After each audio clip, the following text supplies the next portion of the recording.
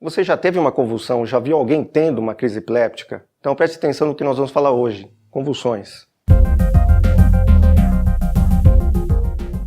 A primeira coisa que eu devo esclarecer é o que é uma convulsão. A convulsão, geralmente, é o aspecto motor relacionado à crise epiléptica. Isso significa que nem toda crise epiléptica é convulsiva. Geralmente, a crise epiléptica ocorre por um disparo síncrono, ou seja, ritmado, dos neurônios do cérebro. Pode ser de alguma região específica ou do cérebro como um todo. Quando isso acontece, temporariamente, o cérebro perde o controle dos membros ou da região da face. Isso pode ser traduzido como abalos musculares intermitentes ou posturas anormais do corpo. Geralmente é isso que a gente chama de convulsão, quando existe uma manifestação motora.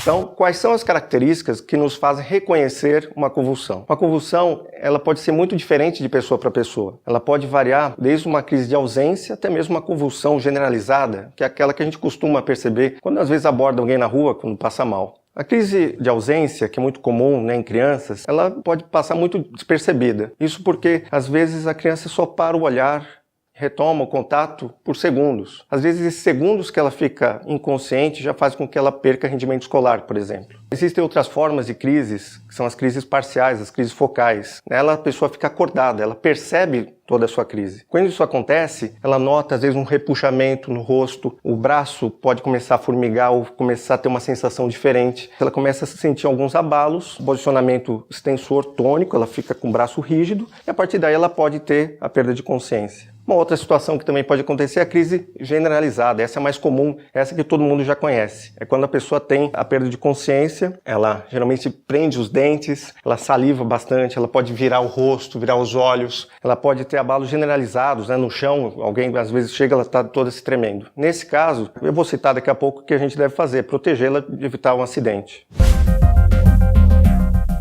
O que deve ser feito numa crise convulsiva? O primeiro aspecto é pensar na segurança da pessoa e não se desesperar, porque a primeira coisa que a gente pensa é em agarrar a pessoa, virar, fazer alguma coisa que não deve ser feito, que vai piorar a evolução do quadro. Proteção. Se a pessoa está em pé, você ajuda ela a deitar, ampara a cabeça dela, põe um travesseiro ou alguma roupa que possa impedir que ela bata a cabeça contra o chão. Vira a cabeça dessa pessoa de modo que ela consiga escoar aquele excesso de saliva e que ela não aspire essa saliva. Um dos grandes mitos é de que a pessoa vai enrolar a língua.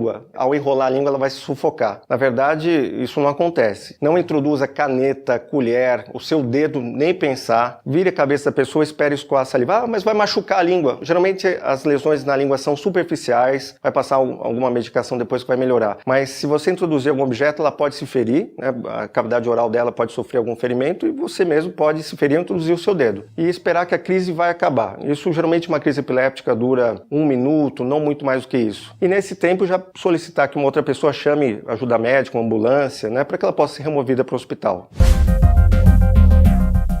Existem algumas informações importantes que devem ser levadas em consideração ao encaminhar a pessoa para o médico. Então, quem presenciou a crise epiléptica deve perceber a condição que a pessoa estava, se ela estava consumindo bebida alcoólica, por exemplo, se ela teve perda de consciência na via pública, a duração da crise.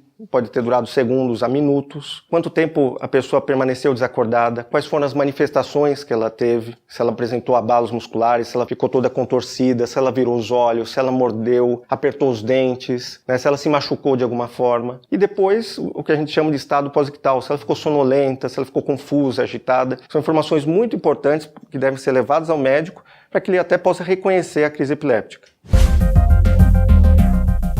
Vocês devem estar curiosos sobre as causas das crises epilépticas, o que leva uma pessoa a ter uma convulsão. Em geral, as causas clínicas são as mais comuns. O excesso de bebida alcoólica, ou a falta, a abstinência de bebida alcoólica, o uso de medicações sedativas, ou a falta, a privação dessas substâncias, infecções, os problemas no sangue, como a falta de sódio, a redução da glicemia, o excesso de glicose no sangue, entre outras causas clínicas. Causas neurológicas, o que nós podemos citar? Tumores cerebrais, hemorragia, ruptura de aneurisma, aumento do volume cerebral por líquido excessivo no cérebro, meningites. Por isso que é importante que quando a pessoa tem a primeira crise convulsiva, ela seja levada para o hospital.